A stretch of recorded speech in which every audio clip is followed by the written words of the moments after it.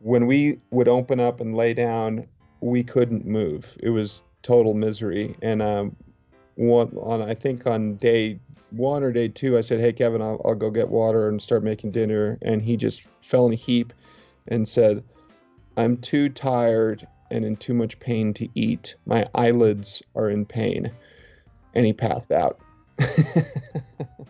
That was Pete McBride sharing a bit of his journey through hiking 750 miles of the Grand Canyon. You know all of those amazing National Geographic photos and movies you see out there on Instagram? Yep, that's what Pete does for a living. This is episode 166 of the Wet Fly Swing Fly Fishing Show. Welcome to the Wet Fly Swing Fly Fishing Show, where you discover tips, tricks, and tools from the leading names in fly fishing today. We'll help you on your fly fishing journey with classic stories covering steelhead fishing, fly tying, and much more. Hey, how's it going, everyone? Today, thanks for stopping by the Fly Fishing Show. We just opened up a brand new online store with some new merch. Head over to wetflyswing.com/shop to check out the new reggae Wet Fly Swing hat. It's some good stuff going on over there. Pete McBride is here to share some of his amazing documentaries focused on the Grand Canyon and his work with National Geographic around the world. We hear about the amazing Martin's boat story about Martin Litton and his work on the Grand Canyon with drift boats down in that area. We also hear about the hike I mentioned earlier, hiking the entire length of the Grand Canyon.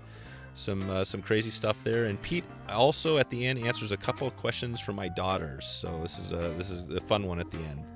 Before we get started, I wanted to take a moment to thank our sponsors. SoFly Gear, headed up by 17-year-old James Carlin of the U.S. Youth Fly Fishing Team, has a buttery soft, quick-drying apparel line that I've been loving.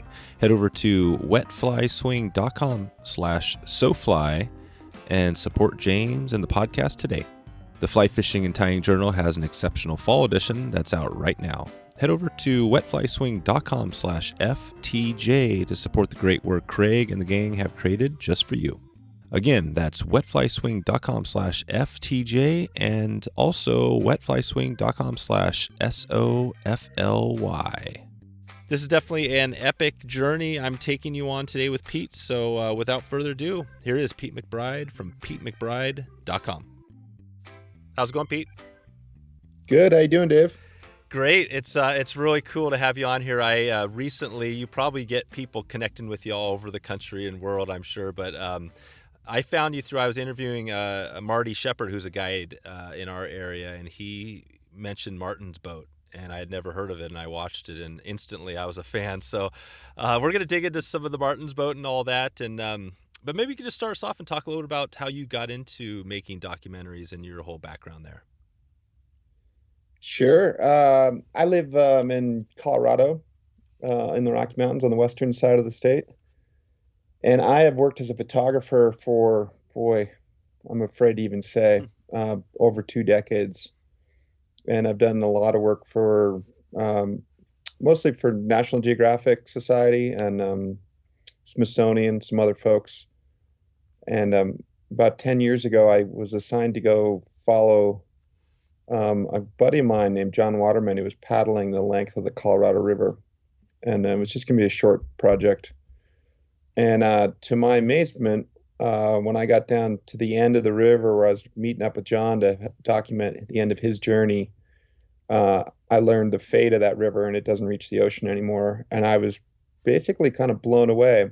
And I'm so moved by the fact I didn't know that my own backyard river dries up, that I dug further into the project, and I did a book, and then I realized I needed to tell the story in different ways. And so I'd been taking some video, and I made a short documentary about it called Chasing Water, and used still photos and snippets of video, and just sort of a personal project. And to my amazement, it got a lot of traction and a lot of attention, and won some awards, and got picked up by a bunch of companies and put on PBS. And so that was the genesis of my filmmaking. Now I try to do both photography and filmmaking and a bunch of other things too.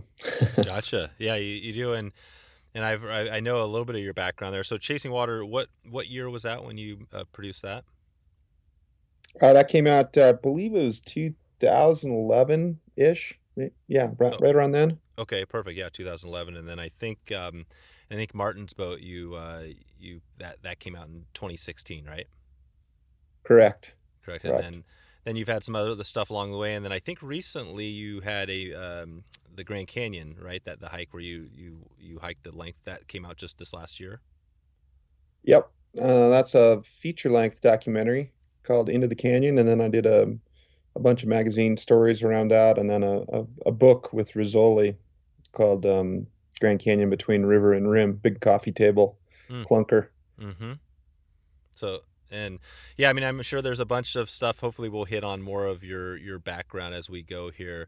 I want to dig a little bit, make sure on Martin's boat because I'm going into a little bit of a series on kind of the history of drift boats. And when I watched that, I've never been in any big whitewater that big. It just blows you away. The drift boat, how it's basically with all the surface area, it's got compartments. It's just different than what we know about drift boats. So I want to talk about that. And maybe we can just start us off because, the guy that just sums it all up when you look at him, you're kind of blown away is Martin Litton. Can you describe who that guy was? Yeah. Martin Litton is somewhat of a legend in the Grand Canyon. He's since passed away, sadly, but he was one of the first and early outfitters, and he was really the guy that brought the drift boat to the Grand Canyon, and it was his idea to kind of retrofit these boats and make them more rapid friendly, if you would say.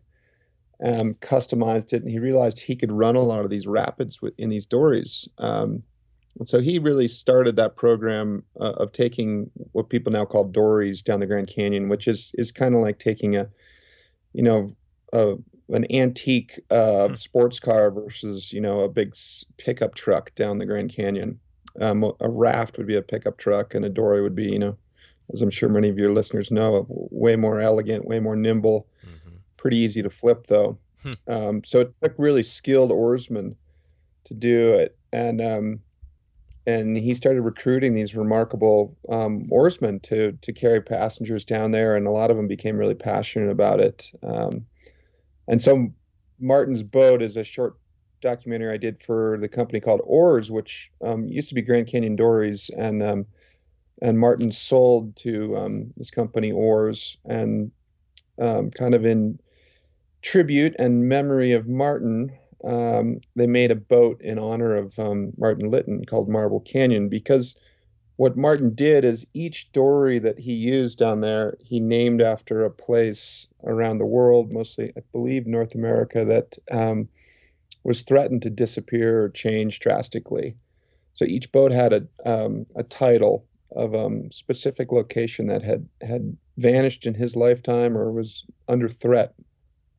And so the boat that they built specifically to honor Martin Litton was called Marble Canyon, and that is the upper end of the Grand Canyon, and he helped actually protect it. So he was instrumental in fighting very hard against the Bureau of Reclamation with others, the Sierra Club, to keep a dam called the Marble Canyon Dam out of that region. And this happened back in the 60s, and they ran big ads in the New York Times and other places saying, would you flood the Sistine Chapel to see the ceiling better? And they really invigorated the public and reminded them that this was, a shared landscape. And so the film was kind of the first maiden voyage of the Marble Canyon Dory through the Grand Canyon, with the boat builder. This guy named Duffy. He was a great boat builder, great oarsman, long legacy of oarsmen down there. And I filmed it and got to row behind it in the raft with some helpers, and tried to do a film and keep my boat upright at the same time. Was challenging, but it was a real tribute, and it was a real honor to try to tell the story of this Grand Canyon, this river rat legend. Yeah. Who incidentally, he rode the river in a dory when he was 80. Wow. I believe I have that right. So, well, he did it 80. I guess he did it again and again, and then he rode lava at 87. Which blows me away because my dad right now, he was born, he was born in 39, so he's getting close to that. And I mean, I've been taking him down the river for years. I can't imagine him running, even some of the smaller stuff. But imagine, I mean, and when you see that photo of him going through there, it is unbelievable because he's just sitting there on the oars, and it just looks like he's floating, like he's not worried at all. He's barely moving. He's going right down to this like crazy whitewater. It's unbelievable. Yeah. It's And all unbelievable. the guys, I never had the privilege to ride in a boat with them. But my good friend Kevin Fedarko, who we can bring Yeah. up later, but he's a great rider that I've worked with a lot. But he was in the front of the boat when they went down lava Oh wow. at age 87, and all the old boatmen, boatwomen, and people of the canyon, they talk about how Martin would just point the boat and just sort of let the river do its thing, and more often Man, than not, the guy, the river was friendly to him. So that's amazing. it's one way to do it. I know that gives me goosebumps just hearing the story because I know, like I said, I've been in some pretty crazy stuff before, and the power, that's what you realize, the power of the whitewater, how quickly it can in an instant just dump you, from nowhere. And I mean, when you took your boat, I'm not sure how many times you've been down that river. I mean, what was that like for you? Were you on edge the whole time? Did you feel like you had it? No, I was totally on edge. I was freaking out half the time. Um, I just coincidentally, I just was invited to do a grand trip just recently, and I paddled in a ducky, which is sort of the cheater version of a kayak. And going through things like Hance Rapid is it's petrifying. It's super fun. Yeah. But when I rode a raft, it was my first time going the full length of the canyon, and the last rapid of the river is called Lava, and a lot of guides describe it as being tossed down a flight of stairs while somebody shoots a fire hose at your face, which I think is a pretty good analogy. So I was with all these legendary guides, and they're rowing dories, and I'm rowing a big clunky raft. Rafts are, believed to be somewhat more forgivable on a certain level.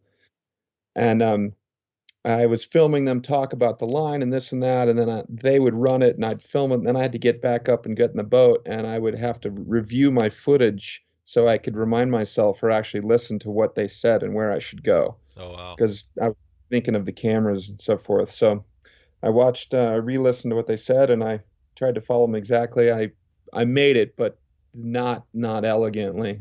It's amazing. You go a little bit too far left or too far right on certain lines, and you miss the seam, and you hit some of these waves, and it is like no joke. It's like paddling a boat 30 miles an hour into a concrete wall. They just stop. Hmm.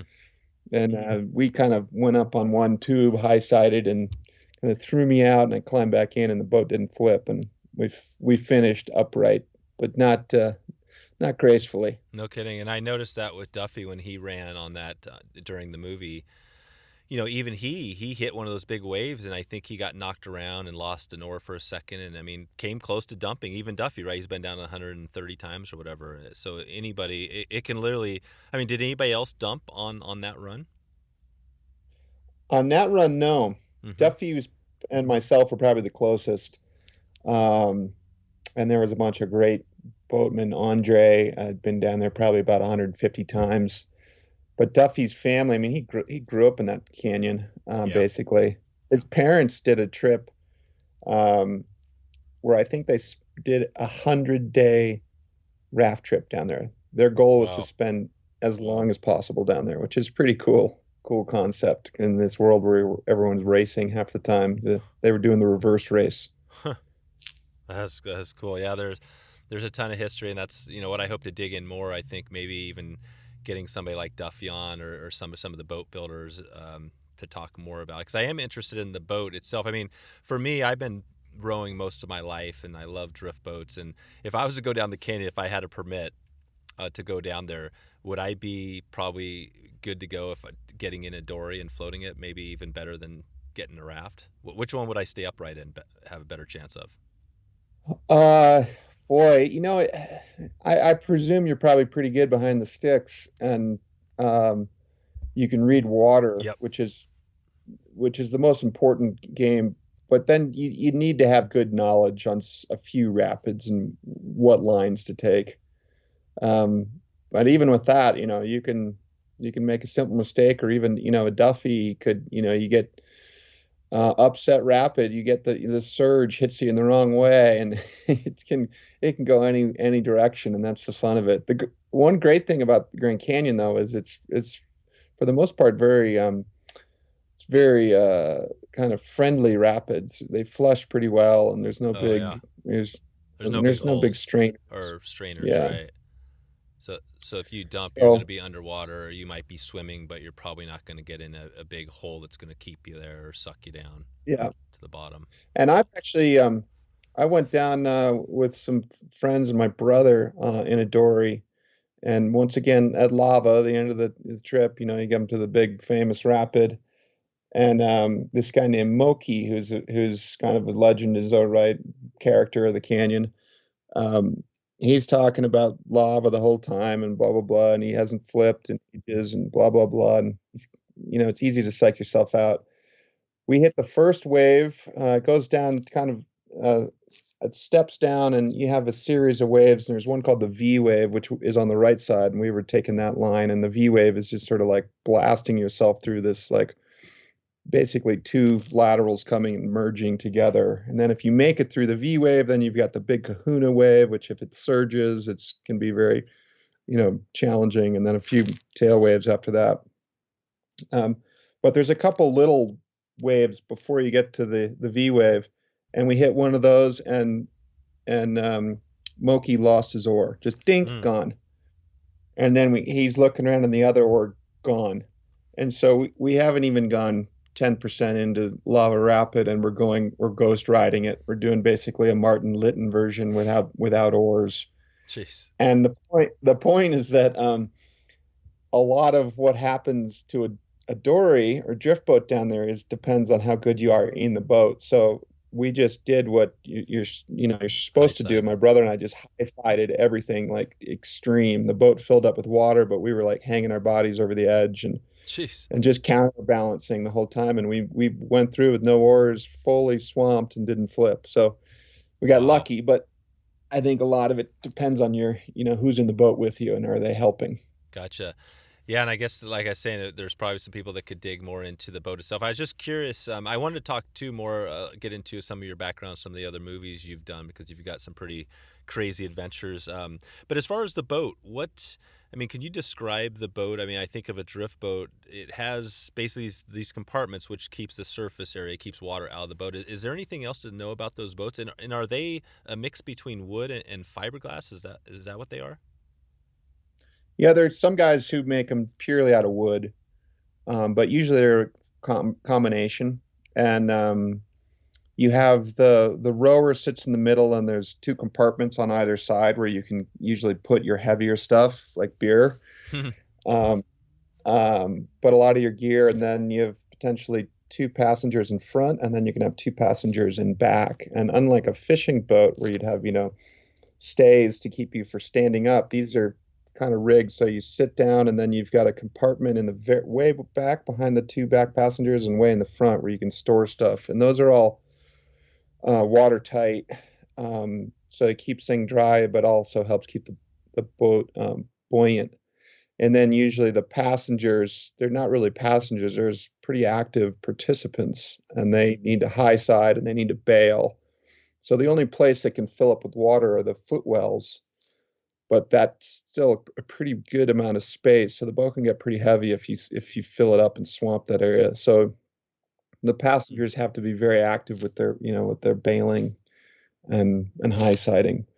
But it's a pretty it can carry a lot, surprisingly too. These hatches on either side of the rower are big and kind of take up the body of the bulk of the frame. And then under the front seat usually is where your cooler would be.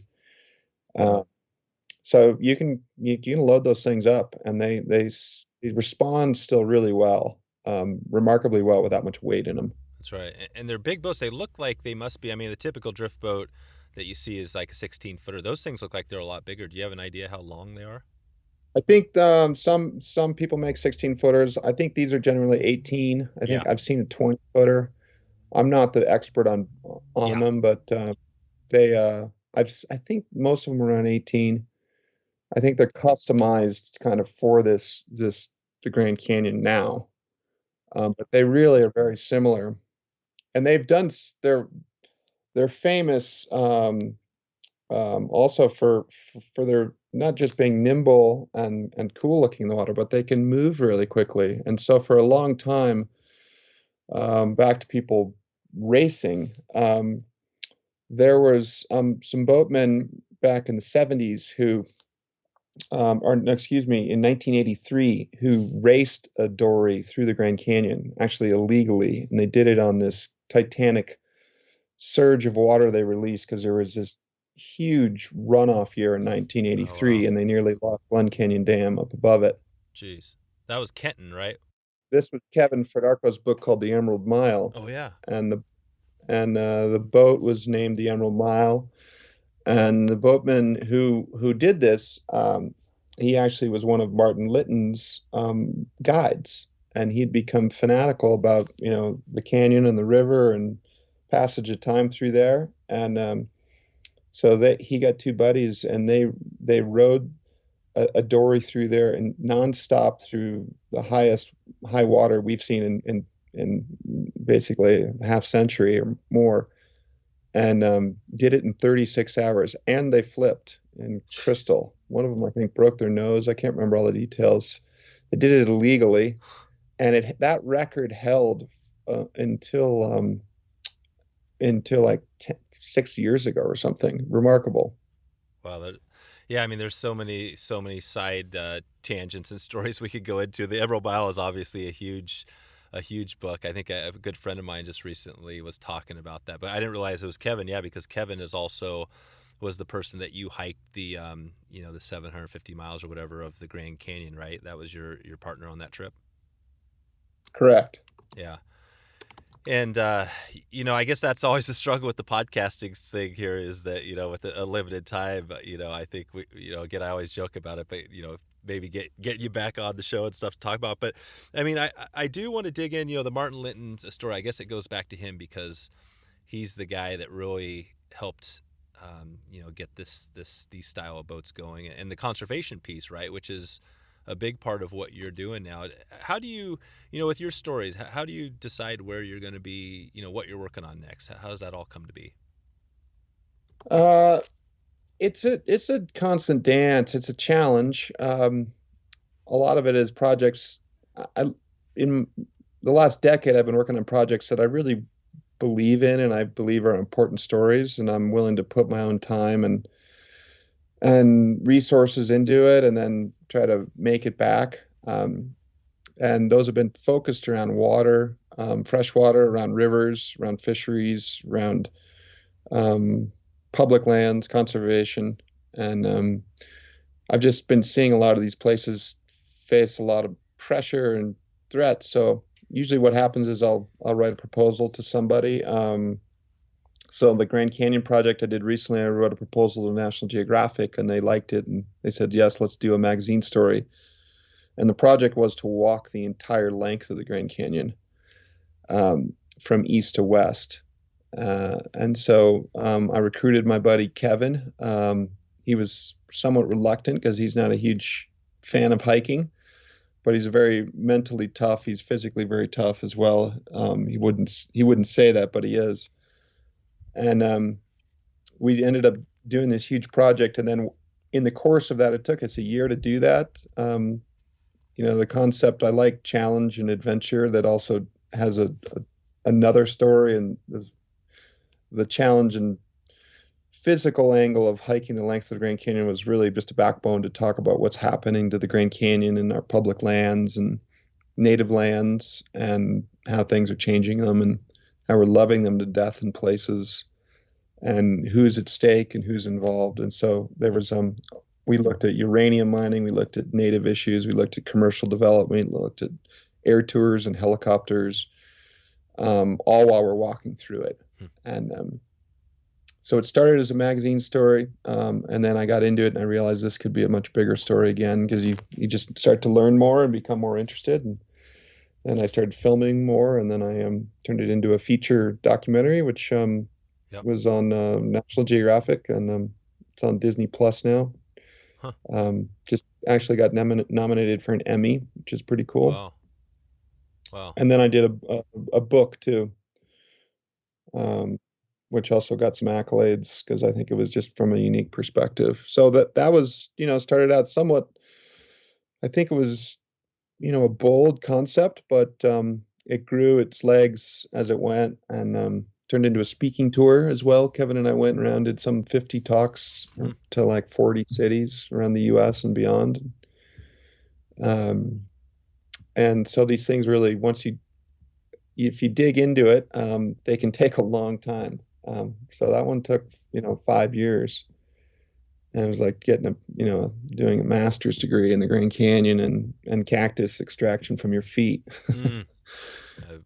I've been there. That's the and that's the beauty of what you're doing. What you do. I mean, it's got to feel good because, I mean, you're raising awareness. That's obviously a big thing. A lot of people see that and they have no idea. Like that picture you showed of the helicopters, that little segment and you took a snapshot to show that there was like 350 helicopters over like an 8-hour period or something crazy.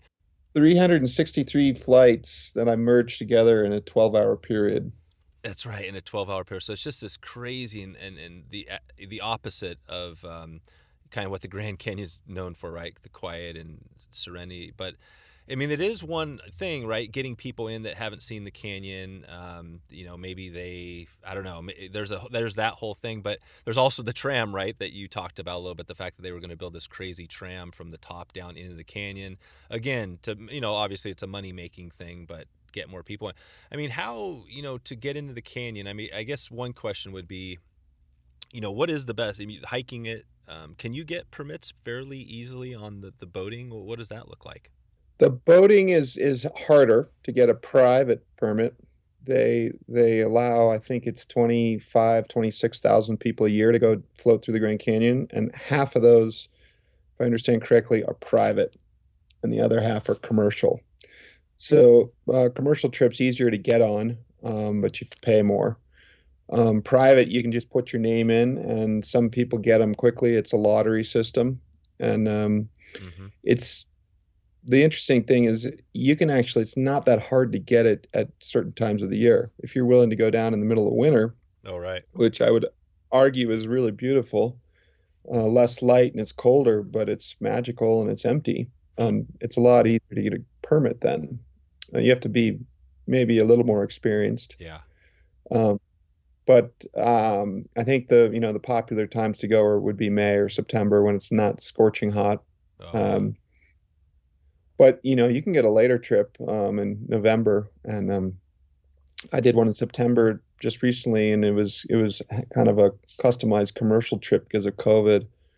They were trying to fill it up, and it was pretty empty. Obviously, COVID's changed things, but so there are ways to do it. And then if you can't get in on a trip, I'm a big proponent now of just going into the place and hiking. It does have great fishing in areas, a lot in the upper. And you can hike down there and fish to your heart's content and hike out, and you can get permits for that pretty easily.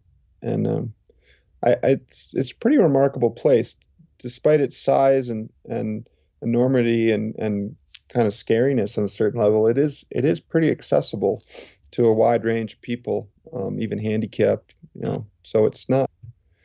Often the argument for these big developments is that they want to say there's no access, but I would argue the opposite. Yeah. So access is pretty decent. I mean, right now, if you want to go experience the Grand Canyon, you can do it even without a helicopter or a tram sort of thing.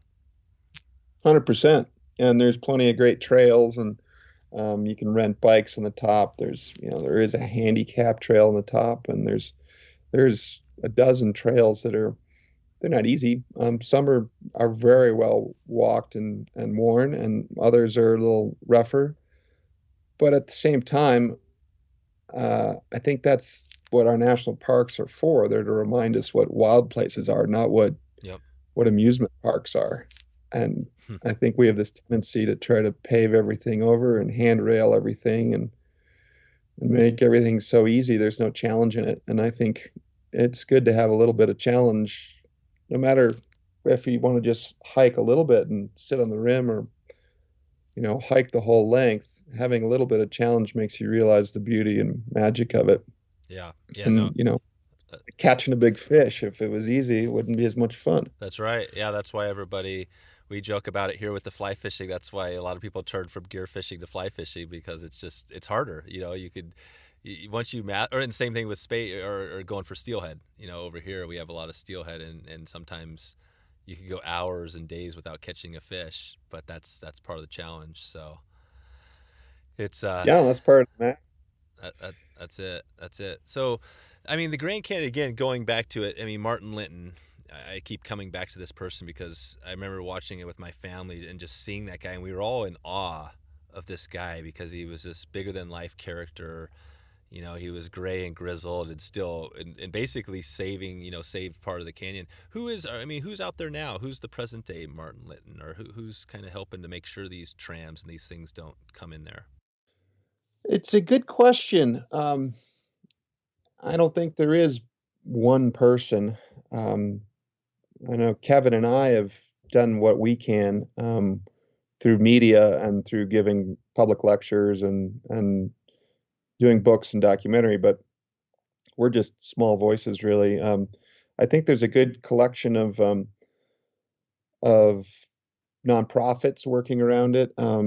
Specifically in the Grand Canyon, there's one called the Grand Canyon Trust I work with, and they work with Native peoples and a wide range of people and try to present all the issues and get the science behind it and figure out what is the status of fresh water and what really is going on with uranium mining and how dangerous is it to the ecosystem, and what do the Navajo believe about the tram and what do the Hopi believe. There's 11 Native American tribes that surround the Grand Canyon National Park, so there are a lot of different views and voices, and they're pretty good at it.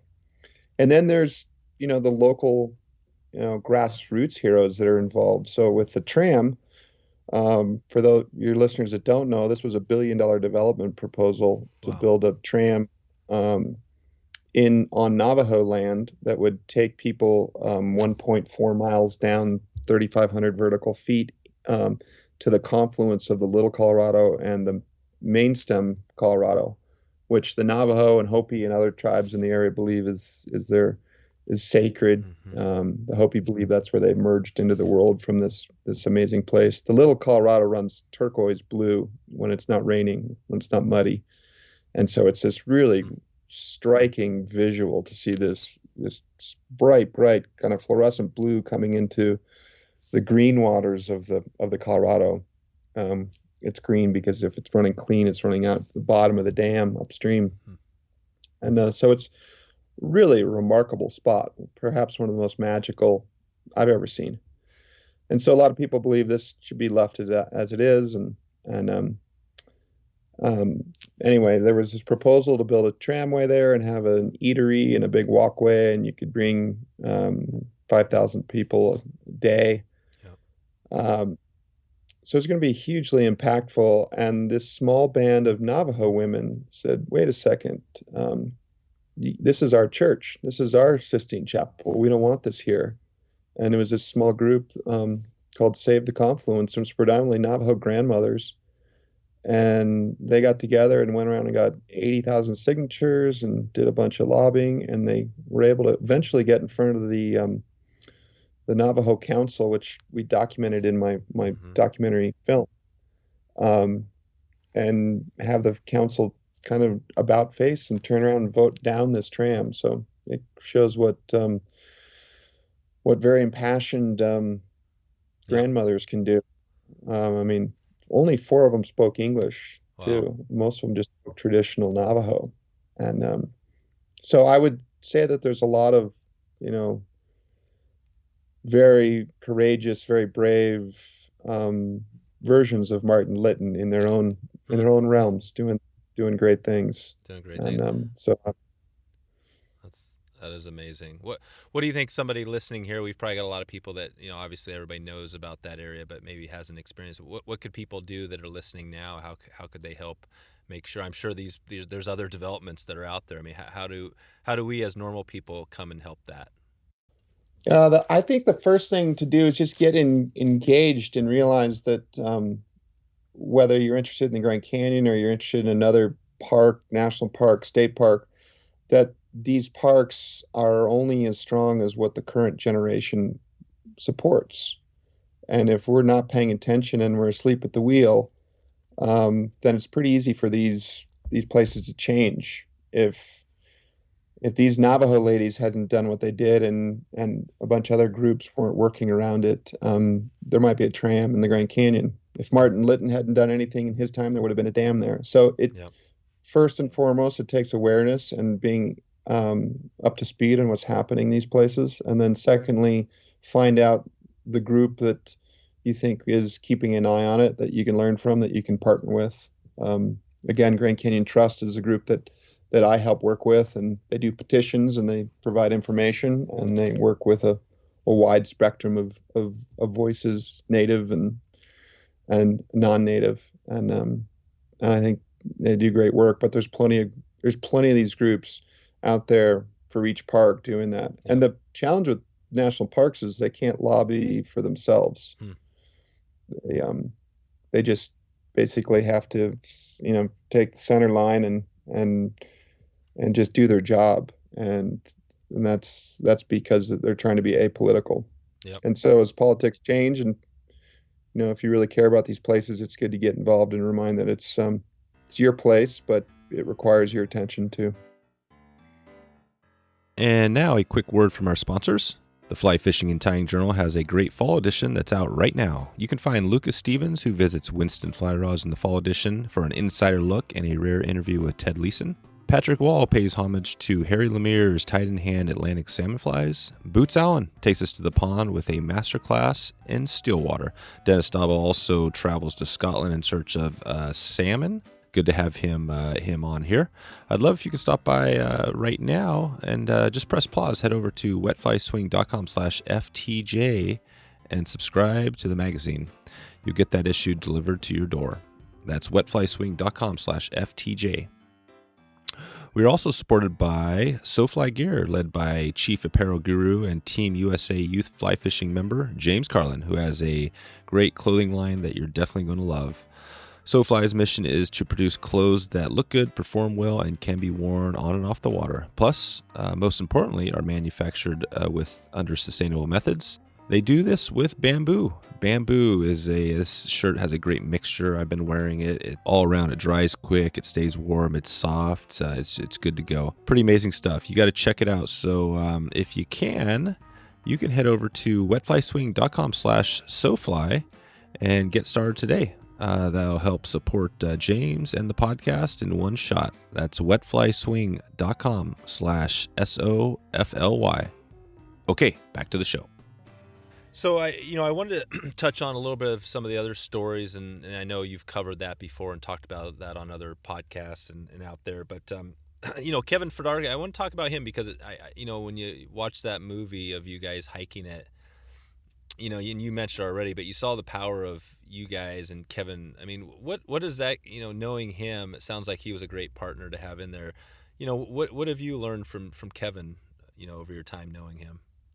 And I think more on a perspective of you're down in the canyon. When I look at it, I think of you guys are two different people, and he kind of comes off as this guy who's kind of, I don't know how you say it, almost like he's like maybe shouldn't be there, but deep down he's actually really awesome at doing what you guys did, which you said, right? More people have landed on the moon than have hiked what you guys did. So he must have some pretty some superpowers that you don't see. Yeah, he's I don't know. I pause because I just don't know where to begin. He's taught me so much. He's kind of like an older brother in a way. He's a very good friend. He's kind of like a mentor. Personally, I think he's a remarkable, gifted writer. And he is a bit like Eeyore in the film and on our experience. He's sort of like, oh, what am I doing here? And I'm depressed, and it's it's somewhere it's raining, I'm sure, is kind of his view of the world. He's a pessimist. Yep. But I think what I learned from him, which I also learned full stop from the canyon, is the power of humility. Kevin's a very selfless, humble human being. He's done a lot of remarkable work and gotten a lot of accolades for his writing, but he's the last person to bring it up, and he's always the first person to ask about somebody else and ask questions and put himself in the background. And the Canyon definitely teaches that in spades as well, but I learned it from him kind of on a day-to-day basis as well, and just seeing how he operates. And also he's just a great deep thinker. And I think I'm easily distracted in the modern world with all our technology and social media, for better or for worse. And he has stayed away from all that. And I see how it helps him kind of keep his mind on the train tracks of kind of deeper thought and crystallize ideas better. And I'm always impressed and moved by that. Yeah. Yeah, it's amazing. It definitely is cool to see. I'll put a link out in the show notes to the. I think a lot of people have probably heard of the Emerald Mile, but that's definitely a great one. So maybe you could talk just briefly about some of your other. I know you've had some Everest crazy experiences and some stuff in Africa. I mean, when you think about your career and the stuff that you've produced, what sticks out to you first? I mean, do you have a few memories that really come out first that you highlight or you think about often? There's a lot. I've been very privileged and fortunate. I've had I think the Grand Canyon will stick out because it was so big and it was such a big project. It's probably kind of one of the most complex and most ambitious overall project I did. But I did work on Everest, which I was very proud of. I did a story with Kevin there as well, telling the story of the Sherpa that built the route on the south side from base camp up to Camp 1. They're called the Khumbu Fall Ice Doctors. And it's just a story of unsung heroes, and I felt good to try to tell that type of story. And I think I used to do a lot of predominantly adventure for the adventure's sake, and now I try to weave in more adventure for conservation sake. And but back when I was doing more of that when I was younger, that one stands out. My first trip, my first story for National Geographic was a very risky kind of gamble on my part. I just saw it as a really unique story and a remarkable adventure of these aviators that I met. They passionate about antique aviation, and they built an exact replica of a 1919 World War II style twin engine open cockpit biplane called a Vickers Vimy. 68-foot wingspan, two giant engines that sit right just 11 inches from the center of the aircraft where the pilots sit. Two of them, 11-foot span propellers, and it flies at a top speed of 65 miles an hour, and it stalls at about 61 miles an hour. So it was pretty amazing what they had built back in the day, but in today's realm, it's pretty clunky. But this plane was famous for flying, first plane to fly across the Atlantic nonstop. 8 years before Lindbergh did. First plane to fly transcontinentally from London to Darwin, Australia, and the first plane to fly from London to Cape Town, South Africa. And so these guys did a National Geographic story doing the transcontinental one, and then I teamed up with them and volunteered and helped them and was able to secure my spot as a young budding photographer to do the London to Cape Town, which we reenacted the first flight of a plane that ever went through Africa, which was a Vickers Vimy again. And they did it in 1920, and they crashed twice, and they did it in 43 days. We crashed once, and we did it in 58 days, and we had modern technology of GPS systems and radios. Jeez. And they didn't. So it goes to show how hard it was. But just myself and the guy who built the aircraft named John Lanou, and a guy named Mark Rebholz, who was a United Airline captain, and myself. And we somehow bootstrapped this thing down there, and I took a bunch of interesting angles of the plane and rigged cameras around it. And that became my first story for National Geographic, which I guess sort of springboarded me into what I do today. Mm. If I hadn't done that story, I don't think I would have continued. I was toying with the idea of going to medical school, to be honest. So Wow. Wow. set me on a different path. That's amazing. So that's your, I mean, that's your turning point story. That's the one that, and I think on that one you mounted some of the camera, like the cameras you had to wings and stuff right before there was the GoPro. You kind of did some stuff that hadn't been really done before. Yeah, and it was all film too. So it was slide film. So you'd mount a camera out there for a 5-hour flight. You only had 36 pictures. So you're very careful of what you took pictures of. Oh wow. And you said you crashed. What was that? Take us to that moment. We were about halfway through the trip, and we went up to do some air-to-air photography of the plane in front of Mount Kilimanjaro. So I had a friend who lived in Kenya, and he gave me a lift in his Cessna 206, and took off the back door, and I sat in the back, and we could match speeds. He could slow it way down to about 60. So we're trying to get air-to-air pictures of the Vimy kind of in front of this iconic highest peak in Africa. Amazingly, it could actually, when it wasn't too loaded with fuel, it could get up to about 12,000 feet, open cockpit, covered in fabric.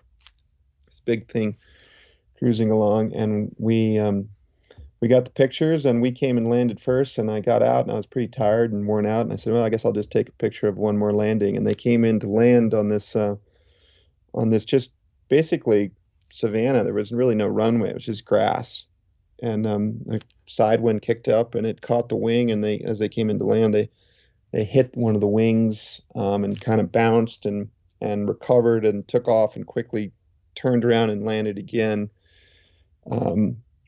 And it didn't like roll the plane up in a ball or anything, but it definitely tore up the aileron system. And so we had to, this guy John and I had to rebuild the whole aileron turning device on the right tip of the wing, which in the middle of nowhere with lions and whatnot. Jeez. So it was definitely memorable.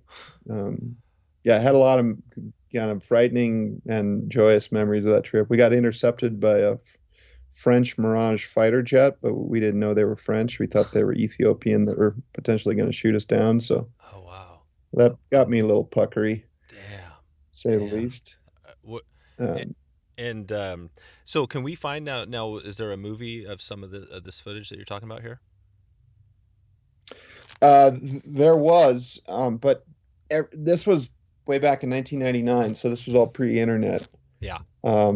And so I'm actually staring at an old Yeah. VHS of it. So So we can't go on to YouTube and watch it right now. I know I gotta digitize it Yeah, you all. got to get that out there. I made a short thing and did a big magazine story. It came out in the May 2000 issue of National Geographic. Okay. Yeah. That's probably available online. Gotcha. Yeah, the magazine thing's interesting. I've interviewed some of the biggest editors. In fact, the episode that just went out today is with Tom Bye, the Drake magazine, one of the big fly fishing magazines, and he's got a really interesting background as well. But it's always that struggle. You think about the magazines because once they're gone, it's like that you don't really have. Well, I guess I think more as we go, there'll probably be more online stuff. We're already seeing it. But yeah, it's kind of disappointing, that story. I want to see that, or I want to read about that. You're and see some of the photos of what that really looks like. It's interesting. Yeah, I'll have to get some. I've occasionally put a photo or two up on my Instagram. Oh, cool. So I try to keep it alive there. Oh, that's a good idea. Yeah. So, and I know, the planes, when you talk about this, you're puckered up. I'm just thinking, wow, how do you get back on a plane? I think of the last time I left Denver in just a normal commercial airplane. I didn't know it at the time, but the whole plane just before we lifted off, it just swerved way to the left.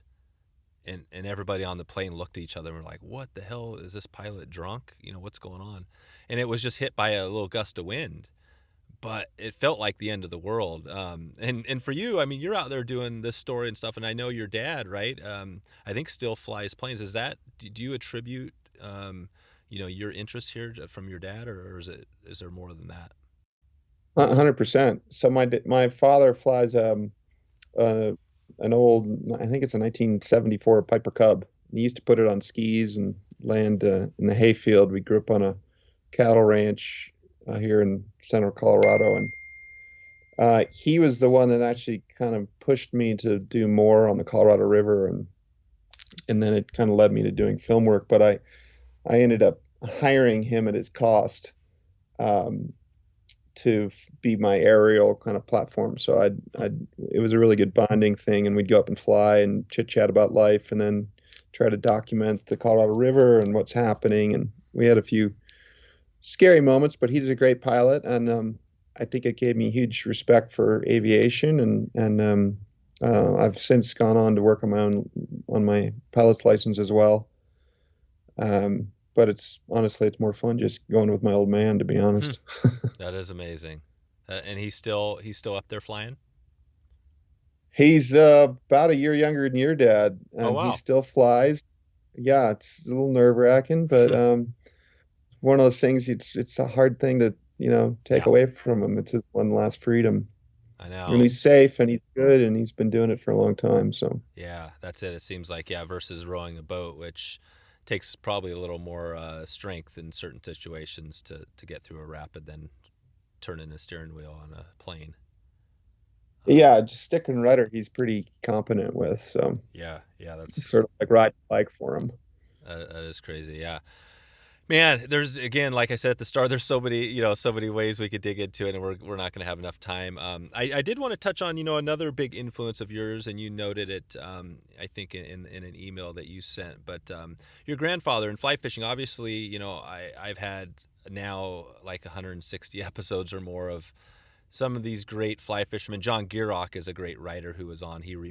When you're talking about the plane, he told a story. I'll put a link in the show notes, but he told a story about taking off in one of those Cubs up in Alaska and going up the channel, and they were just lifting off, and the stream was turning left, and he thought they were going to crash. But the plane pilot was so good that that's part of the takeoff. He just banked it left, and they made it out no problem.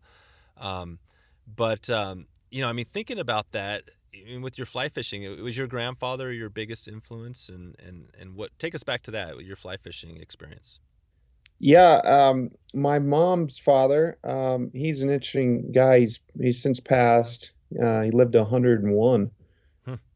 and he'd usually come stay with us. He actually was born in Guatemala, and he ran a coffee finca down there. And he was just kind of this wonderful, very vibrant soul, loved stories, and loved being outside and mucking around. And for him, his deal was he he moved back to California when he was older, and when I was a little kid, he'd come and stay with us in Colorado every summer for a few weeks, and his thing was fly fishing. And if we weren't fly fishing, he was building tree houses. So I was always helping him, build these funky tree houses. And then when we were done working, we'd go fish.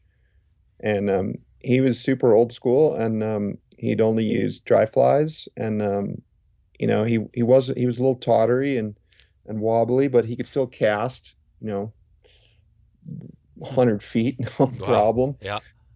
Um, and I don't know how he did it. He'd sort of, couldn't see very well, and I'd always have to tie his flies on, and he taught me how to tie flies a little bit. Usually these mothballs type deals, but he loved it, and we'd spend a lot of time together just in quiet fishing. And I when I look back on it now, you don't think of it as a kid. I enjoyed it as a kid, but a lot of times, when you're a little punk kid, you're like, I want to go be with my buddies. Yeah.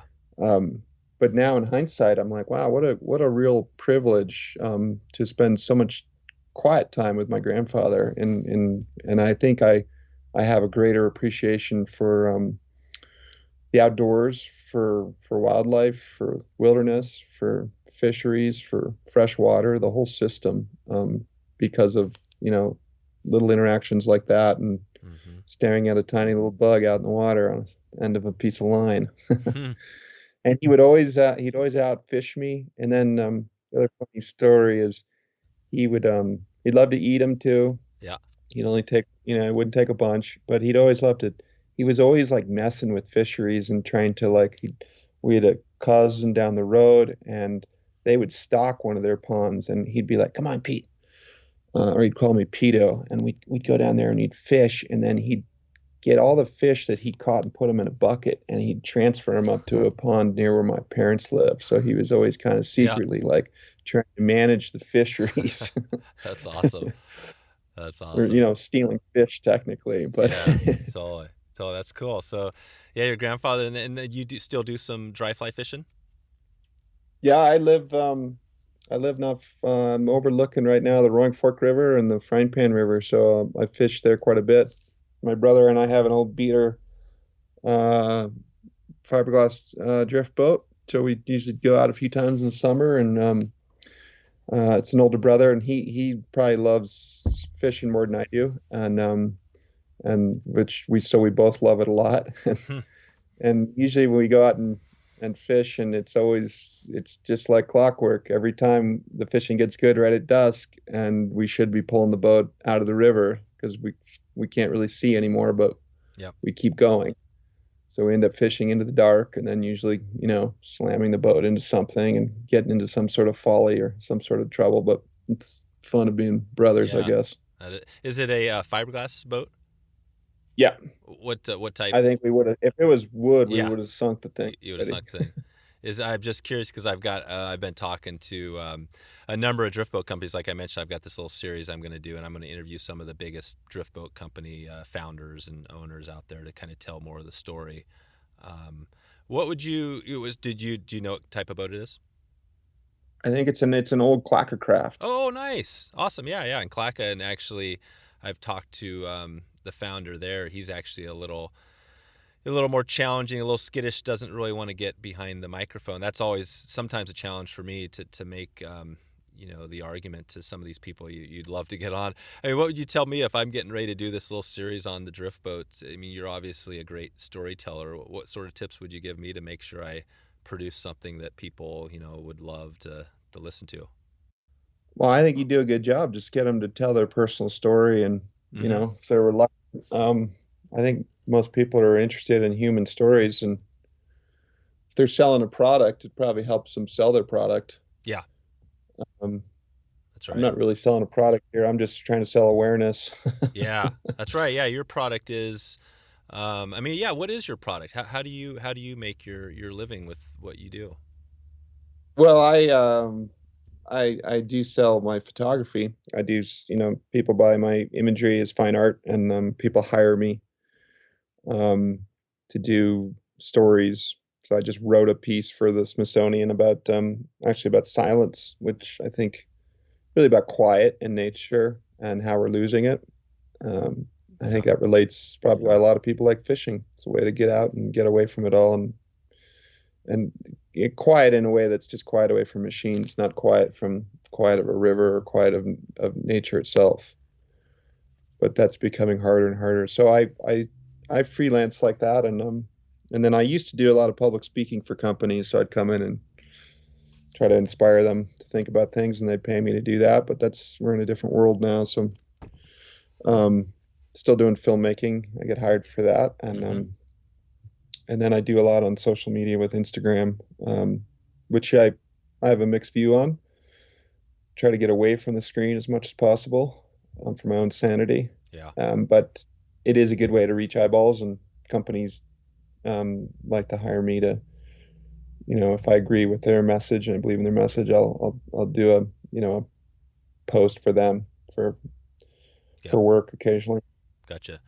Gotcha. On that dry fly, I love that you said dry fly fishing because we are also in kind of I like to break the main show up into seasons, and we're in a dry fly season, so I'm trying to find guests that are interested and experts in that field. But what are if you had to say your couple of dry flies, do you find yourself leaning back towards a couple of, I'm not sure what hatches you guys have out there, but which, if you had to pick a couple flies, what would you go with? I mean, well, I live on a river that caddis is pretty good. Mm-hmm. But I also just did a trip this spring with my brother and some friends, and they had this stonefly hatch that's really hard to time. It's on the Gunnison Yep. and Black Canyon of the Gunnison, and if you can time it and get down there, and we fortunately did this year, they're flying into your face, Nice. it's just a total hoot. It's every other cast, and it's an exciting time, and you're floating, and Yep. usually two people, maybe three, fishing out of one boat, and you're trying not to tangle, and it's a narrow granite, steep-walled canyon, so it's easy to get kind of hung up, but it's a super super good time and a lot of action on the line. That's amazing. That Yeah. would be one of my favorites. Again, it comes back to that because it's so rare. It takes so much, patience and effort. Yep. And when it lines up, it's awesome. That's right. Yeah. No, we have a, yeah, it's same hatch out here. And if you hit it right, you can just nail them. If you don't, yeah, you might not get anything, at least on the surface. So, Where are you based? I'm out in Portland, Oregon.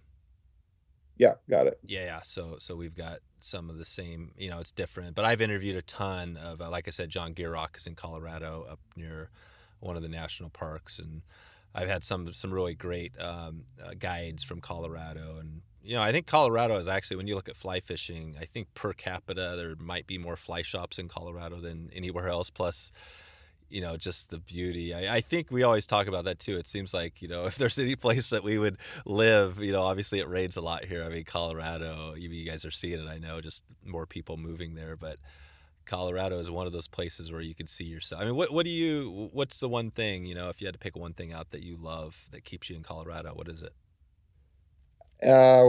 Definitely I like the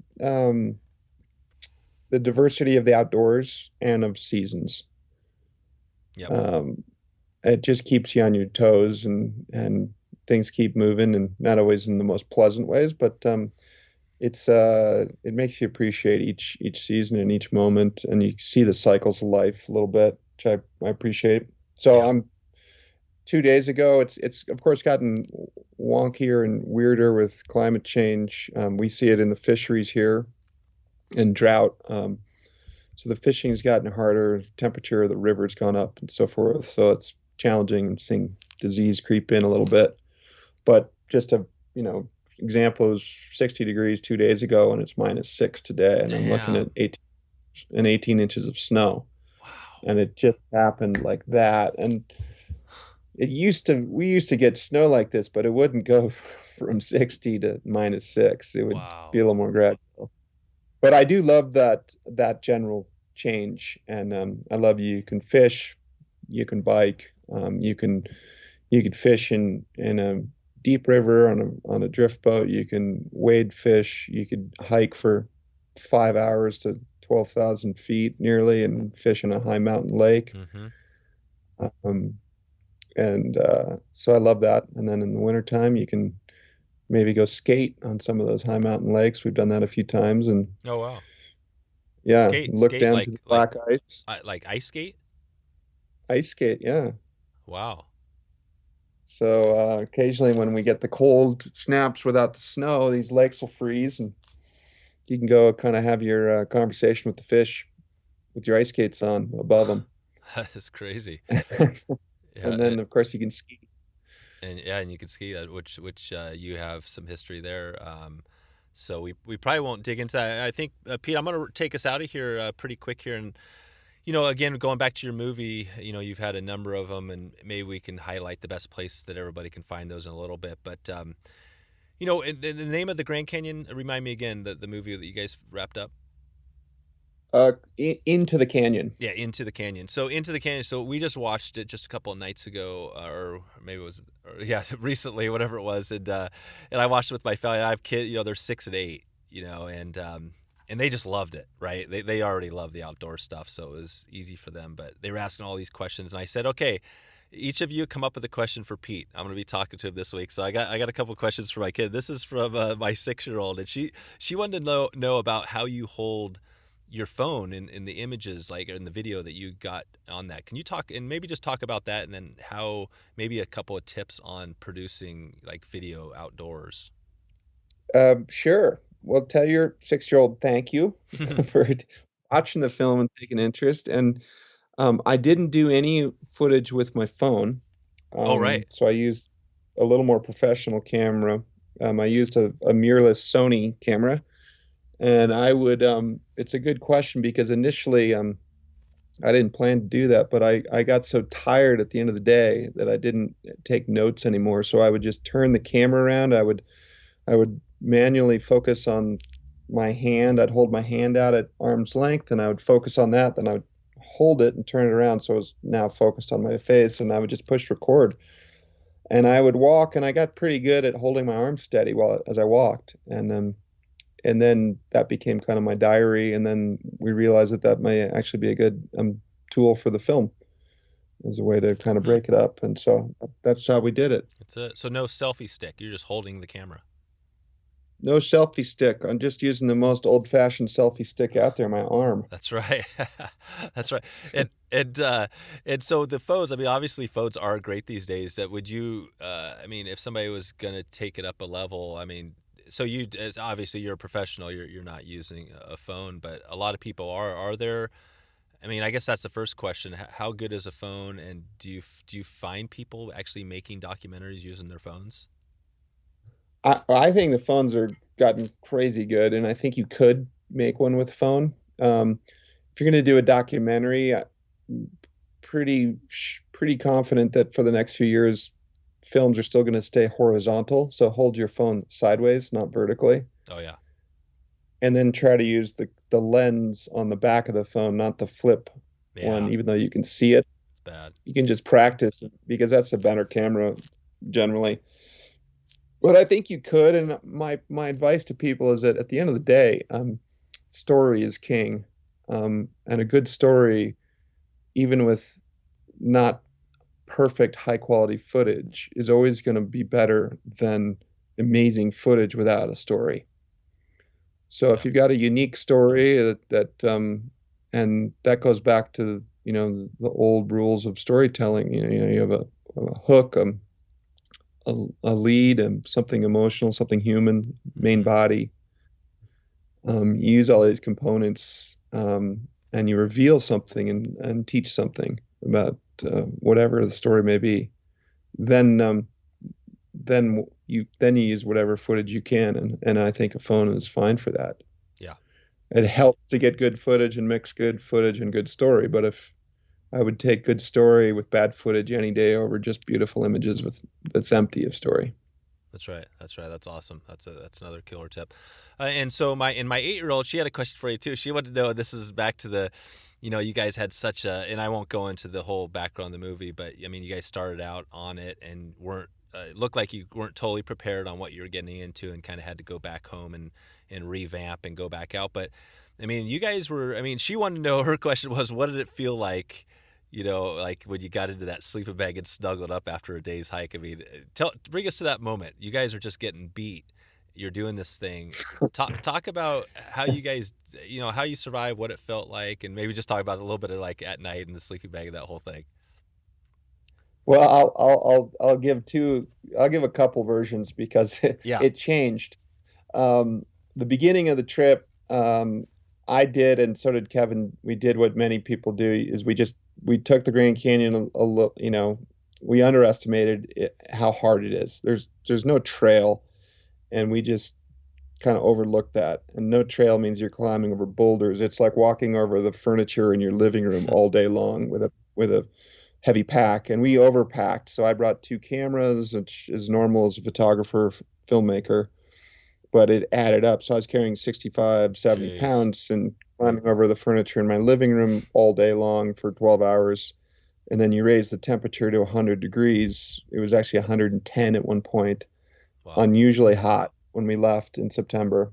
Um, but as we know, things are getting weirder and hotter in places like the Grand Canyon. Hmm. Um, when we would open up and lay down, we couldn't move. It was total misery. And I think on day one or day two, I said, "Hey, Kevin, I'll go get water and start making dinner." And he just fell in a heap and said, "I'm too tired and in too much pain to eat. My eyelids are in pain." Jeez. And he passed out. Oh, wow. So our first leg, we basically went up in smoke, blisters. I got sick, and we retreated. and had to retool completely and really focus on weight. So I had to ditch all my cameras. I went and did the whole film and magazine story on one camera and one lens, this little tiny Sony thing, which is scary if it breaks because you're in the middle of nowhere. Ooh. But once we got dialed in, then once we snuggled in certain areas and it wasn't too cold, we had nights where it was snowing and miserable. But when it was just like on average, and not in the center of winter or not too hot, you'd lay down, you just have a tarp, an air mattress, and your sleeping bag, and you'd put your pack behind you, and you'd hopefully have water. Water was always a challenge. And you'd lay down and just take it all in. And Kevin and I would just sit there and chat, and it was just total magic. And we were out there. It took us 71 days of walking roughly 15 miles a day.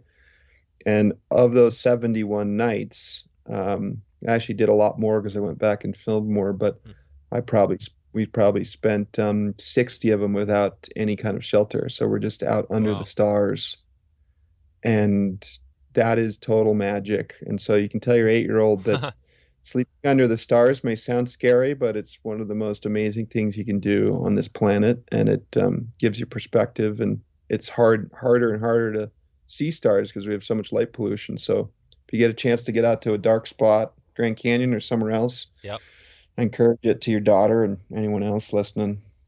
I love that you said that because, we're fortunate to have some pretty amazing stuff out here that we can get out of the cities. And one of the funny things is that we love sleeping out under the stars, and I've always done it as a kid too. And the funny thing is that we have rattlesnakes too out here, but you know what? My kids, we've been doing it so long now, we throw out a tarp and lay under the stars, and they don't even care about the rattlesnakes. They're just like, you know what? We love this. So I love that you hit on that. That's perfect. That's great.